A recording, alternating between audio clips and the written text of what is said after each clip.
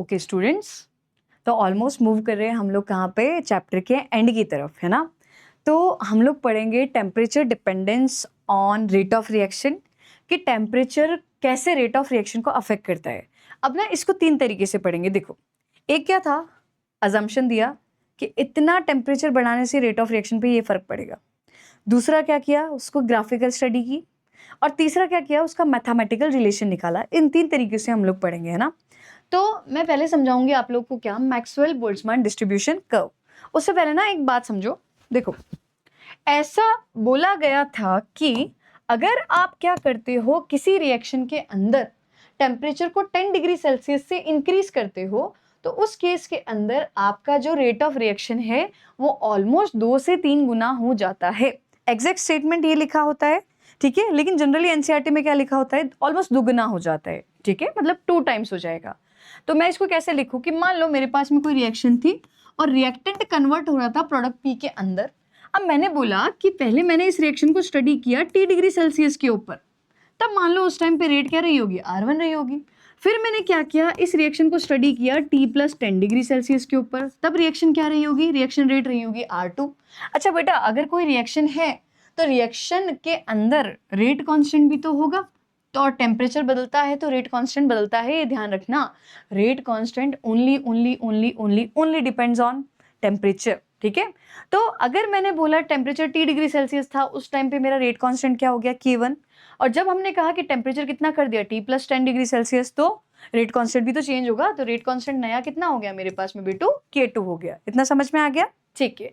अब देखो, यहाँ पे मैंने बोला कि अगर मैं रेशो निकालती हूँ R1/R2, R2/R1 लिखते हैं, ज्यादा सही रहेगा ना, R2/R1, मतलब दोनों रेट्स का रेशो निकालूं तो वो ऑलमोस्ट मुझे कितना मिलेगा, ये मिलेगा 2 टाइम्स। या फिर मैं इसको कर दूं क्या कि एक मेरे पास में रेट कांस्टेंट था T+10 डिग्री सेल्सियस के ऊपर, और एक मेरे पास में रेट कांस्टेंट क्या है, T डिग्री सेल्सियस के ऊपर, ठीक है। तो उसका भी अगर रेशो निकालूं तो वो भी कितना आएगा मेरे पास में, 2 टाइम्स आएगा। इसको कुछ ऐसे समझते हैं, कोई रिएक्शन थी ये, अब इसमें मान लो आपने रेट बोली पहले R1, अब मैंने क्या किया, 10 डिग्री सेल्सियस बढ़ा दिया, रेट हो गई R2। अब मैंने क्या किया, 20 बढ़ा दिया, तो रेट क्या हो गई, R3, ठीक है।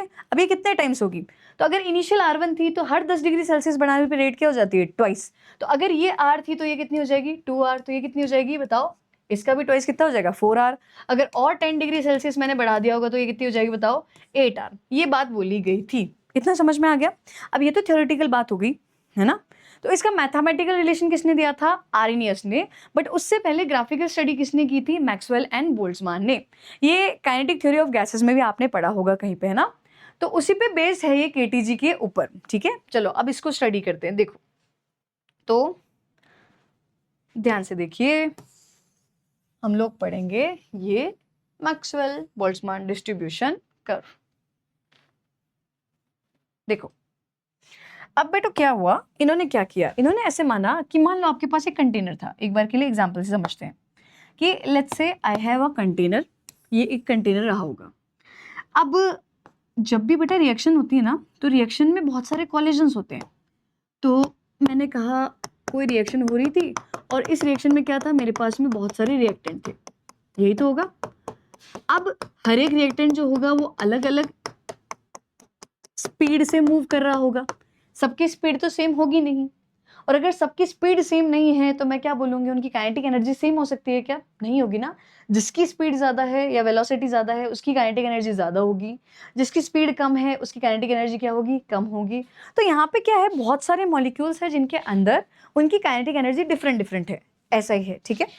अब ना मैंने ऐसे बोला कि मेरे पास मान लो टोटल जो मॉलिक्यूल्स हैं वो कितने हो गए, एन टोटल, एनटी।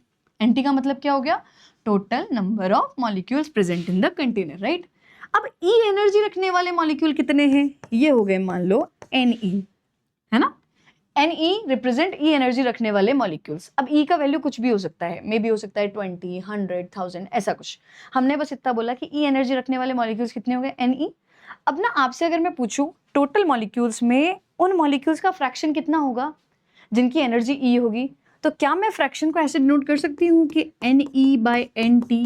बेटो NE/NT का मतलब क्या हो गया, fraction of molecules having NE energy है ना, कि n टोटल जो मॉलिक्यूल्स थे उनमें से E एनर्जी रखने वाले मॉलिक्यूल्स कितने होंगे। यहाँ तक का क्लियर। अब ना मैक्सवेल और बोल्ट्जमान ने क्या किया, एक कर्व स्टडी किया। किसके बीच में स्टडी किया, इन्होंने स्टडी किया curve between fraction of molecules having E energy and kinetic energy. ठीक है, तो कर्व था हमारा fraction of molecule having E energy को इससे लिख दें Ne/Nt, इसी को तो बोला था। और किसके बीच में था बेटा, ये था काइनेटिक एनर्जी के बीच में, ऐसे लिख दें इसको। वैसे एनर्जी भी लिखा जाता है कई बुक्स के अंदर इसको, है ना। तो ये वाला कर्व था। अब मुझे एक बात बताओ, ये जो कर्व है या ये जो कर्व कहाँ से स्टार्ट होगा। मैं इसको अगर 0 से स्टार्ट करूँ, इसका मतलब क्या हो गया कि मेरे जो मॉलिक्यूल्स है इनके पास में एनर्जी कितनी होगी, 0। ऐसा तो पॉसिबल है नहीं ना, ये चीज ध्यान में रखना,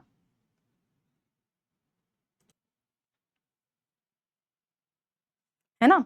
तो देखो कर्व स्टार्ट होगा यहाँ से कि मान लो मेरे पास में 0 मॉलिक्यूल्स थे जिनकी एनर्जी 0 थी। ठीक है, अब कर्व था कुछ इस तरीके से, ऐसे। ठीक है, अब देखो इसका मतलब समझना।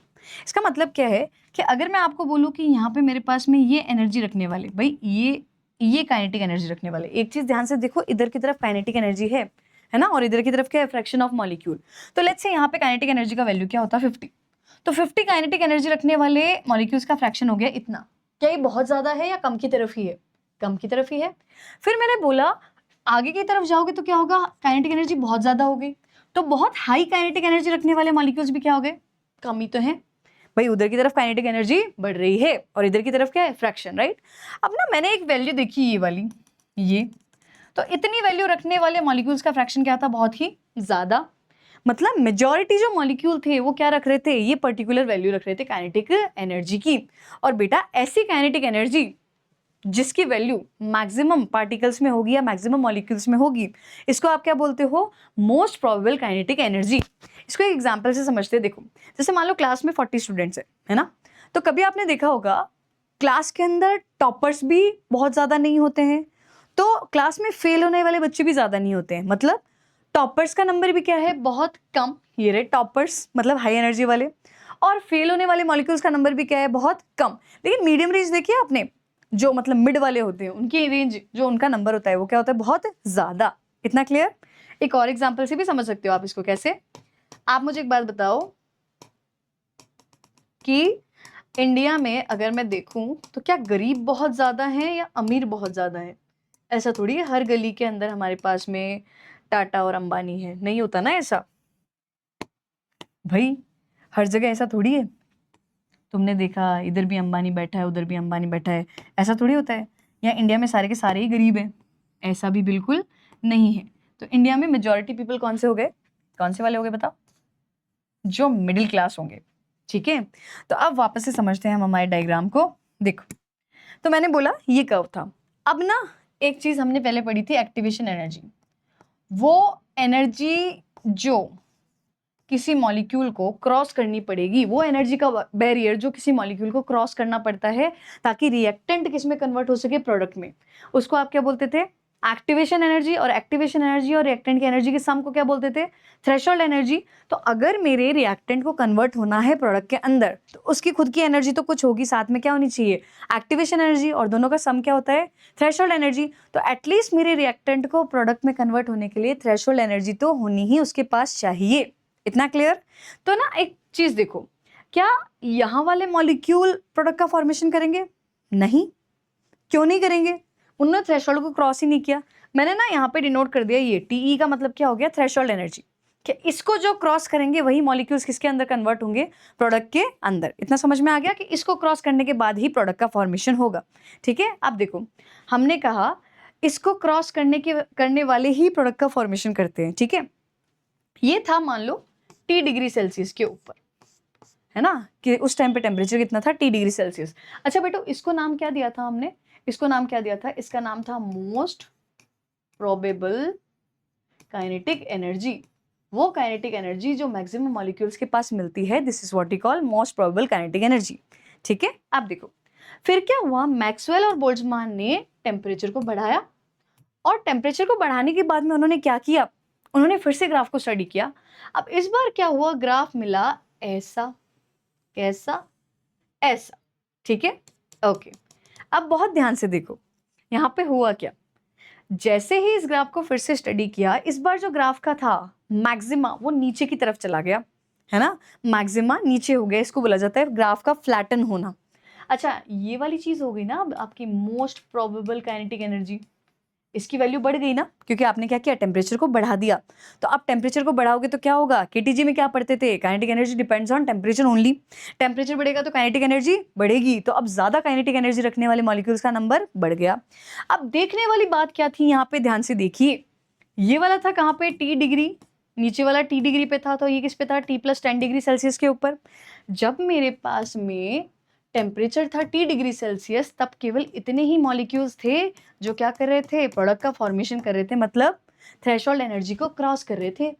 बट जैसे ही मैंने क्या किया, टेम्परेचर को 10 डिग्री सेल्सियस से बढ़ाया, तो मुझे मॉलिक्यूल्स का नंबर कितना मिला, अब कितना फ्रैक्शन हो गया मॉलिक्यूल्स का जो थ्रेशोल्ड को क्रॉस कर रहा है, ऑलमोस्ट डबल। और अगर ऑलमोस्ट डबल मॉलिक्यूल्स क्या कर रहे हैं, थ्रेशोल्ड को क्रॉस कर रहे हैं, तो ऐसा नहीं होगा कि 20 मॉलिक्यूल अगर पहले प्रोडक्ट का फॉर्मेशन कर रहे थे तो आप 40 करेंगे। जितने टाइम में 20 कर रहे थे, अगर उतने ही टाइम में 40 मॉलिक्यूल्स प्रोडक्ट का फॉर्मेशन कर रहे हैं, तो जो टाइमिंग है लगने वाला वो आधा नहीं हो गया, और टाइमिंग आधा हो गया, इसका मतलब क्या हुआ, रेट ऑफ रिएक्शन डबल हो गया।